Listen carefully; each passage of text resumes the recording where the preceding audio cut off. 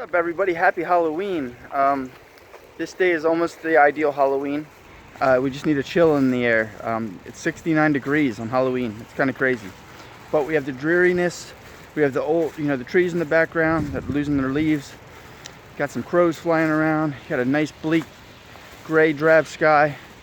So all in all, I'd say it's very close to being ideal, an ideal ambience for this particular holiday. And it's raining a little bit, which helps. So anyways, today I'm going to be talking about, in this 63rd episode, indifference and the power of indifference. Indifference isn't always a bad thing. It's kind of like when I like to rep disagreeability. People look at disagreeability, especially in the workplace, as a bad thing. It's not.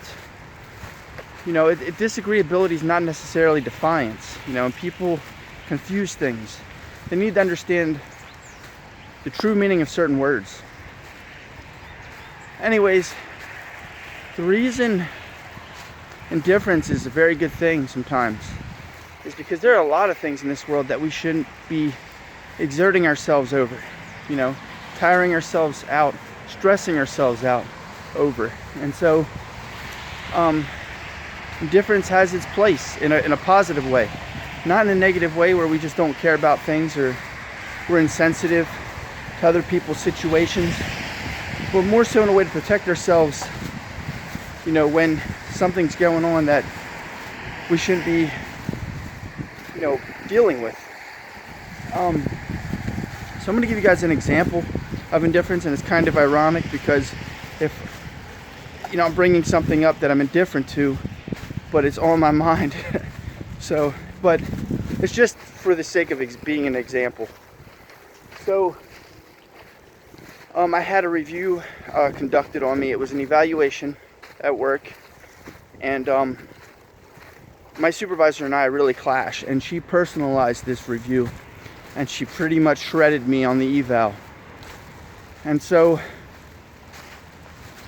I was at a point where I'm like, well, this is the way this person feels about me. I'm not going to exert myself to change her mind, to win her favor. I'm going to just, she can think the way she wants to think or whatever. I'm not going to try to persuade her, convince her otherwise. Because her opinion of me is not a reflection of the truth, A lot of it was biased, it's because of her anger towards me. It was an emotional reaction. So I was very indifferent to that. I could care less what she thought of me.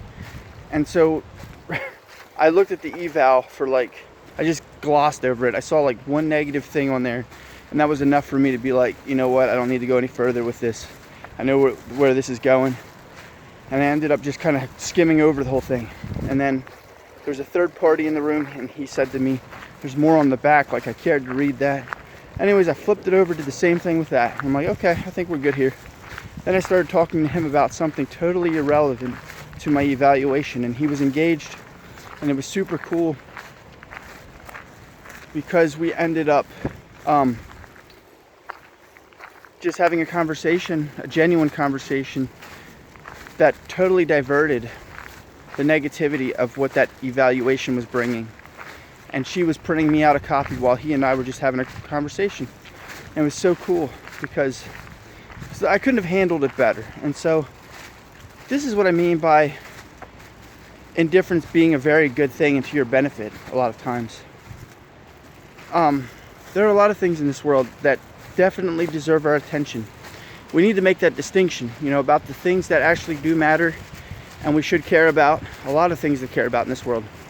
But there are just as many, if not more, things to not care about, to not bother with.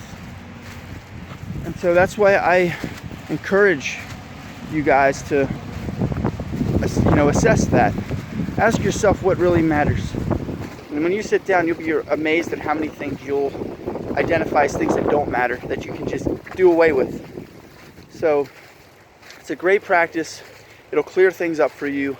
Life will be a lot less stressful and enjoyable, and it'll be a good practice. You'll continue to assess things. You get better at assessing things, like, quicker. So I can look at something a lot easier now and be like, I don't need that in my life, and I don't need to commit to it or give effort towards it. So yeah, that's pretty much it. I just decided to walk back that way. So anyways, yeah, exercise your power of indifference.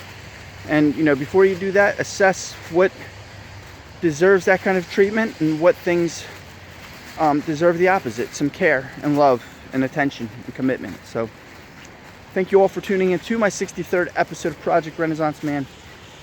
If you all have enjoyed watching this video and you feel you have benefited from it, please be sure to like, subscribe, hit that notification bell, and I will see you all on the 64th episode. Later.